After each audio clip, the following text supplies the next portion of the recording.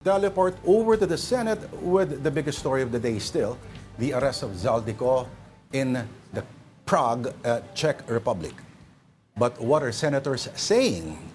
For that, we'll be asking our mobile journalist, Merimon Reyes. Merimon, meron bang mga naniniwala at hindi naniniwala o hindi pa rin naniniwala na nahuli si dating Congressman Zaldico?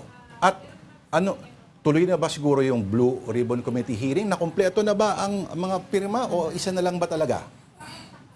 Lord Denise, so far ngayon, ilan pa lang mga senador ang nagbigay ng kanilang komento tungkol dito sa arrest ni former Congressman Zaldico. Pero ang nasabi dito ni Senator J.B. Ejercito, isang welcome development daw ito at naniniwala raw siya na makakapagbigay ng kaalaman and ambag din itong si Zaldico pagdating nga dito sa malaki raw, pinakamalaki if not the biggest corruption scandal sa kasaysayan ng Pilipinas. Samantala, pagdating naman sa Blue Ribbon, ang nasabi naman ng chairman ng komite na si Senator Ping Lacson, so far yung mga pagdinig ng Blue Ribbon ay deferred pa until mailakad na o maisalang na yung partial Blue Ribbon Committee report sa plenaryo. So far kasi 6 na ang pumirma. Originally 4 pa lang ang unang mga pumirma dito, si Senator Ping Lacson, Senator Lisa Ontiveros, Senator Bam Aquino, Senator Kiko Pangilinan, and then kahapon dumating na netong linggo na to, nadagdagan na ng 2 pirma ni Blue Ribbon Committee Vice Chairman Senator Erwin Tulfo pati ni Senate President Tito Soto.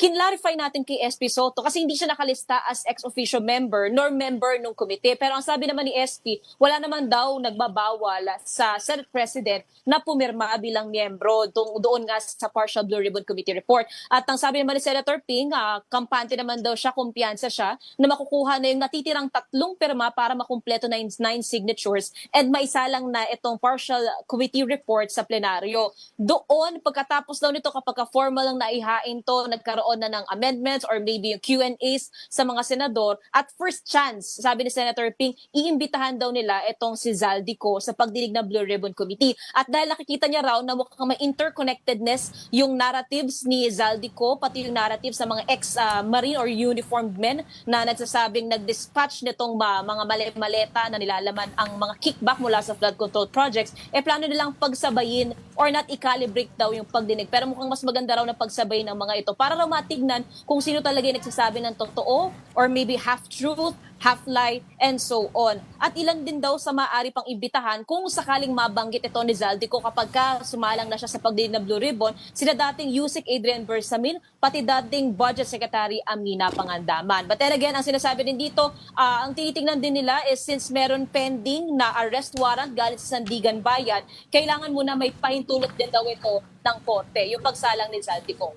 Okay, para paglilinaw lang, Merimon, yung pag nakumpleto na yung pirma halimbawa, akala mo naman pag nakumpleto na yung pirma, makakasuhan at makukulong agad yung mga nakasuhan. Hindi. Ibig sabihin lang nun, oras sa yon para isa lang at pag-usapan pa lamang kung magre-recommend ba silang kasuhan. Ganon kalupit. Pero ano nga raw ba yung dahilan kung bakit yung ilang mga majority members ay hindi pumipirma, Merimon? Sila ba'y nagsabi na sila may duda doon sa report na ilalabas ng Blue Ribbon Committee?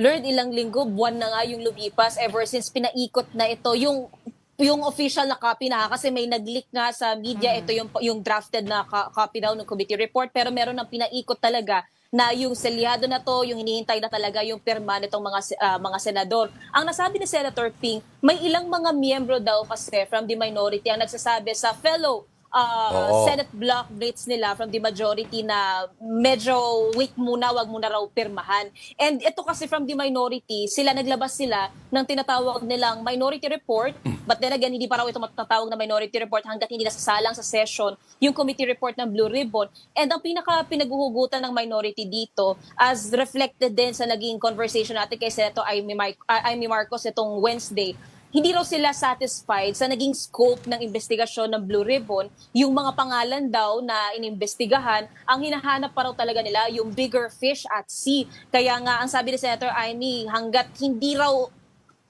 buong-buo yung investigasyon, hindi raw siya pipirma ng minority, ng Blue Ribbon Committee report. But then again, kapag nakompleto yung 9 signatures, hindi ibig sabihin nun, kung ano na yung lalaman nung Blue Ribbon Committee report, yan na yun. Isasalang siya sa plenary floor para kung Diba? meron para mga question or concerns ang mga senador, pwede raw doon mapag-usapan. Kabilang na dyan yung language use. Kaya nagkaroon din ng delays nitong mga lumipas na buwan, yung paglabas talaga at pagpirma kasi may questions sila sa language use na imbes daw na gamitin yung nire-recommend to undergo further investigation, yung preliminary investigation, nagtutulog daw kasi yun sa ordinaryong taong may kaso na.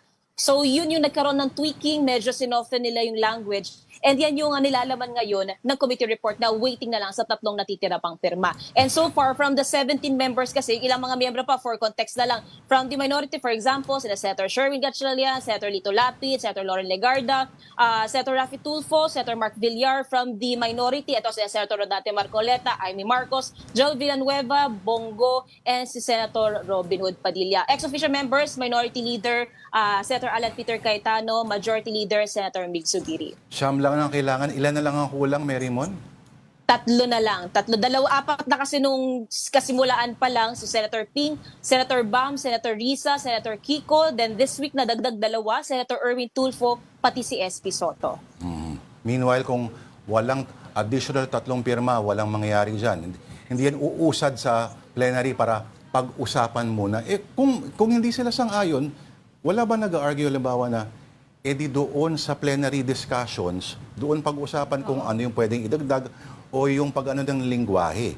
It's not as if naman pag nag-recommend sila ng kaso, makukulong agad yung mga yon. Recommendation lang ang maaari nilang gawin, di ba?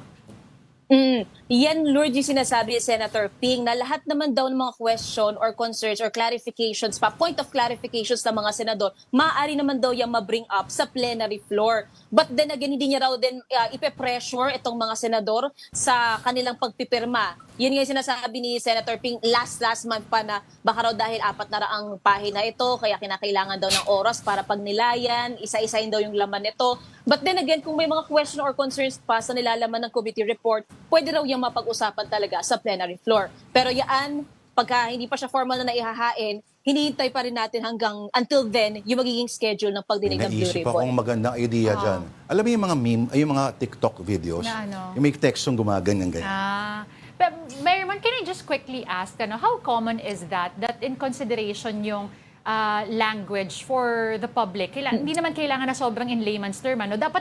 Kumbaga dapat naiintindihan lang nila, sila mismo mga mambabatas because this could be a case na parang ititweak na lang siya endlessly hanggang tuluyang maintindihan talaga ng taong bayan.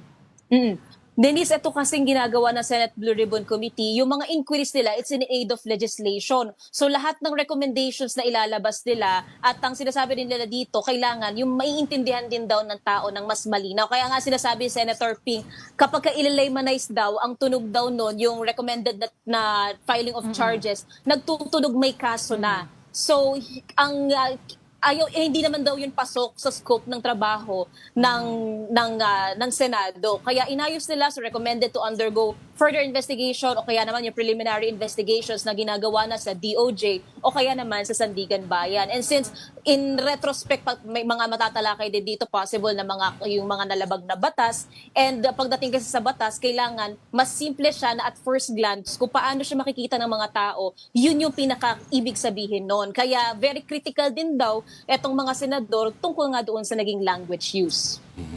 Kasi magiging part ng record yan. Eventually, Yes. yung mga henerasyon, mga 30, 40 years from now, mababasa Yes. yan at magkakaroon ng impression. So, kung usapin nila yung abogado nila Bong Revilla, di ba? Na hindi ghost project. Hindi raw ghost project. Oo, incomplete lang. Incomplete lang. Mary Mon Reyes, tsaka ako na lang tatanong sa'yo yung sabi ng isang senador na tinago niya raw yung isang hindi pumapasok na senador. Wala na kasi tayong oras. Tama? Pasalamatan natin ang ating mojo sa Senado, si Mary Mon Reyes.